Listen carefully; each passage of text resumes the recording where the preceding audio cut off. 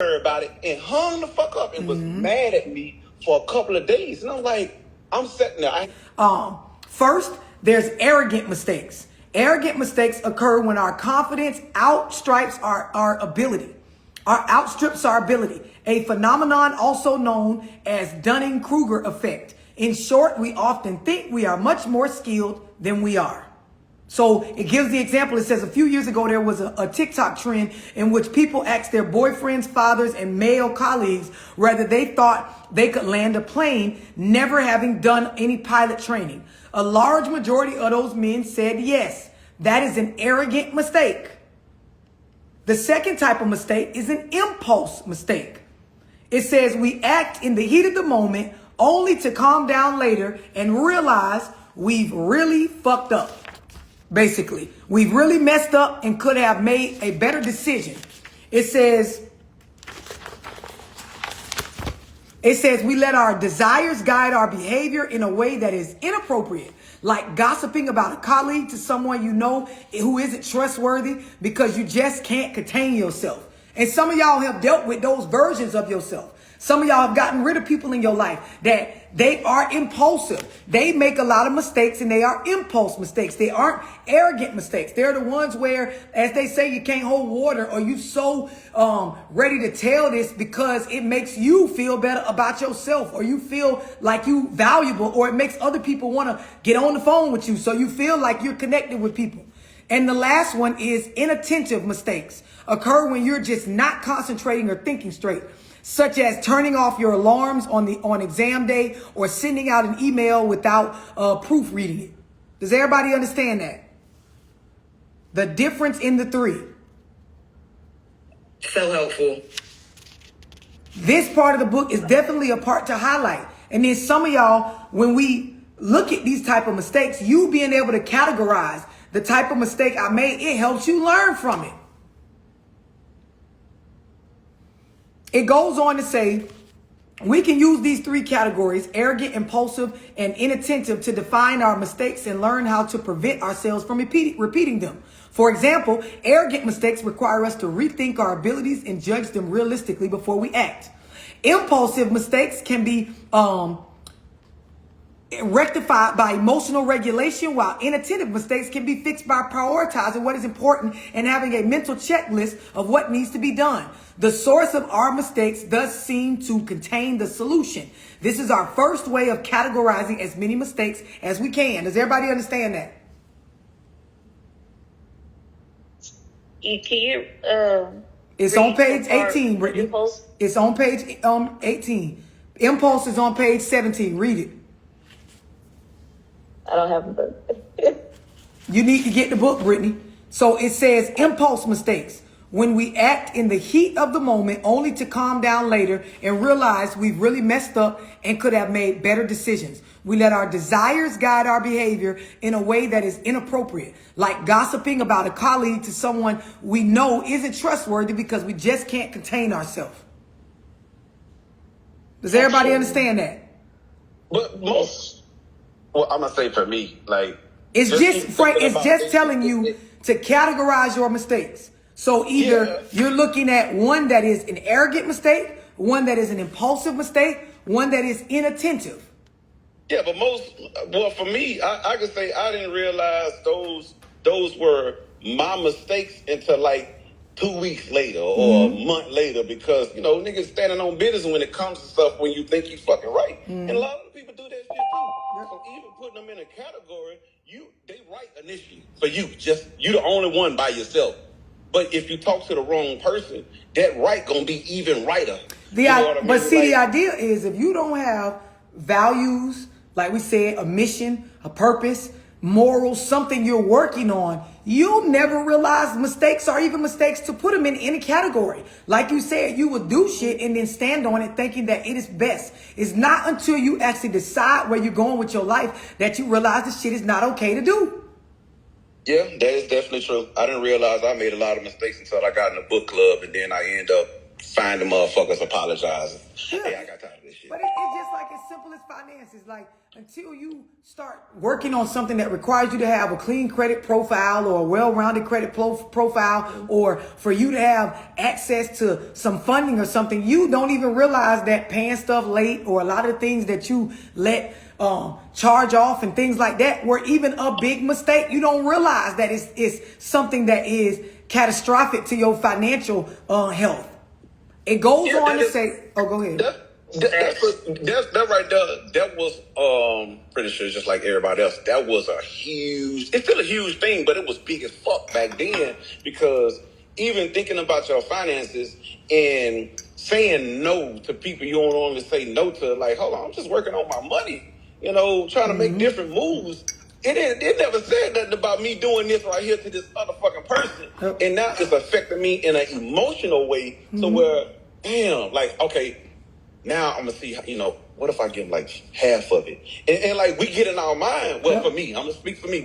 I get in my mind to where I know I can give everything, but I don't need to give everything. If I give a little bit and I can... Sometimes you don't need to be giving anything at all. You're supposed to be teaching yourself the discipline with the boundaries and the no until you pour into you to where you're built up. It's the same thing I was telling, whoever that is with you, like you have to create some sort of stability or nobody gives a fuck how wise you are as a man. If your life don't start to look like all that work you putting in paid off, people are going to start to view you different, specifically those that you are raising, those that you influence. That is why when our children get 17, 18, 19 years old, just like us, our view about our parents shift and change. The shit that you did when the child was 8, or who bought the most shoes, or all the stuff that ghetto co-parents be arguing over, or the shit that even, wealthy divorced couples be arguing over with the kids. They don't give a fuck about that. They give a fuck about which parent or which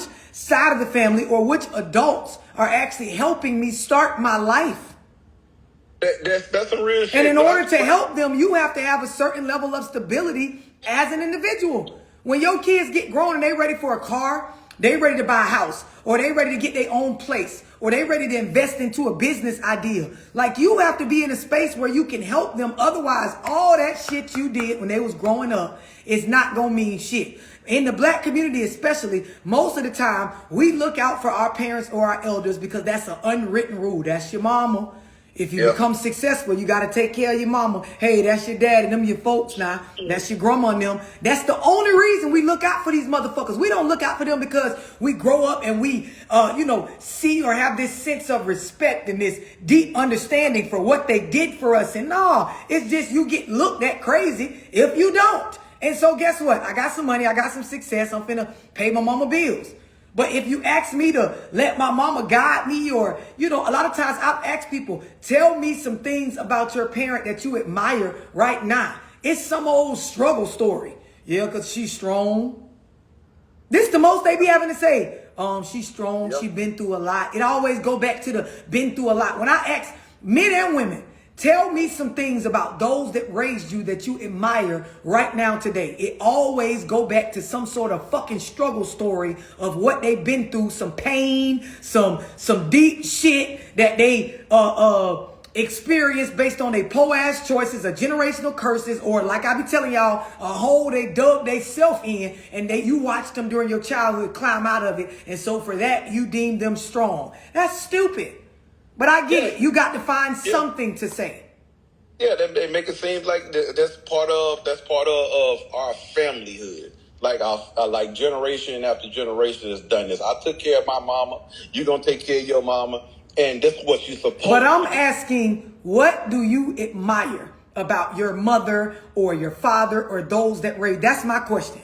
It ain't none of the other stuff. It is, what do you admire? What do you look up to? It don't be shit. It don't be nothing. That's the answer. The answer is it ain't nothing. It ain't. But of course, the person tries, because you in our culture especially, you don't want to be the person that can't say nothing good about your mama. That's your mama, or that's your daddy and them, or that's your grandma and them. And so you try to come up with something, but in all reality, you wouldn't listen to a fuck thing they saying right now in the areas that we talked about. The areas that I had y'all name when it talks about when you going through that quarter life crisis and you looking to take action and move.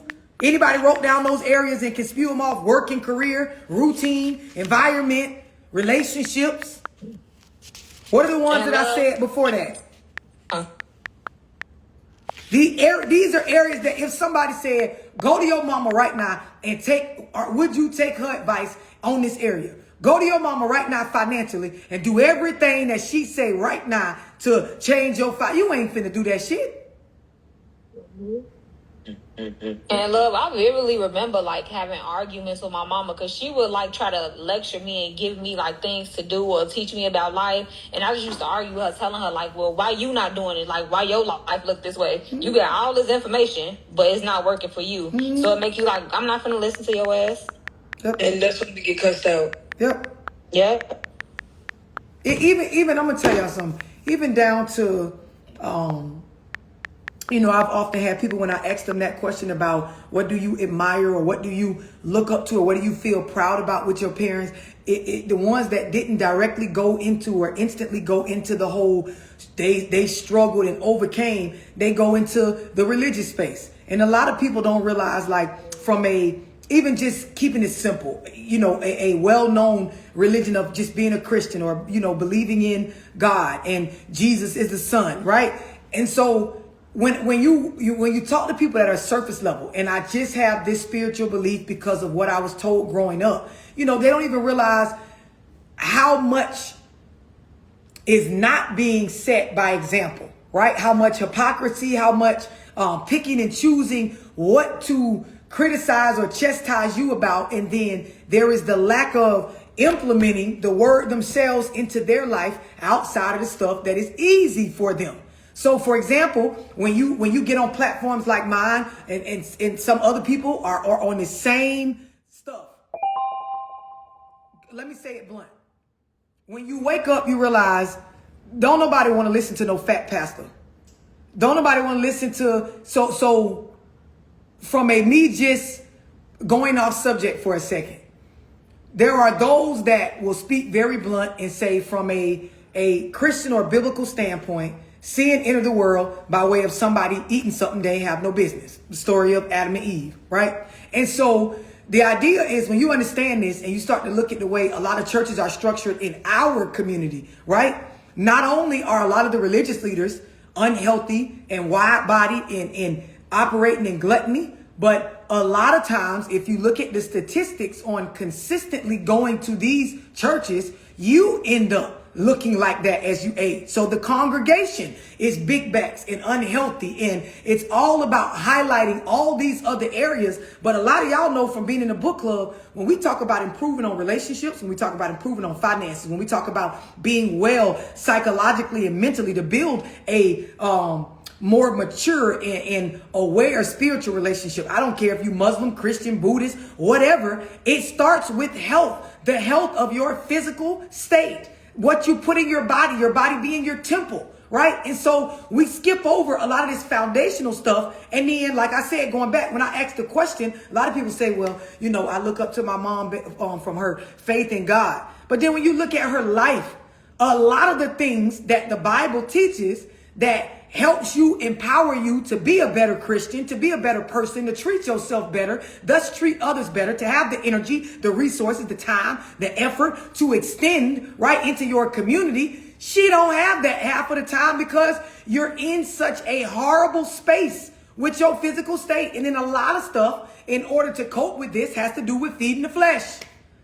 And so, yes, you recite ritualistically a lot of the things that you believe in as the mama and who God gonna fix it and he gonna do this and he gonna do that. But then when it comes down to the faith without work, when it comes down to you using the discernment he gives you to really learn from your mistakes, same thing we talking about. Take in information and be wise, right? Be in that space where you care about educating yourself, because I don't want to just teach my children how to eat fish. I want to teach them to be fishermen so they can go out and multiply. When we talk about from a biblical standpoint, sowing a seed, like teaching them really how to nurture something based on the foundation or the intent behind what they do and what they say. That shit be missing.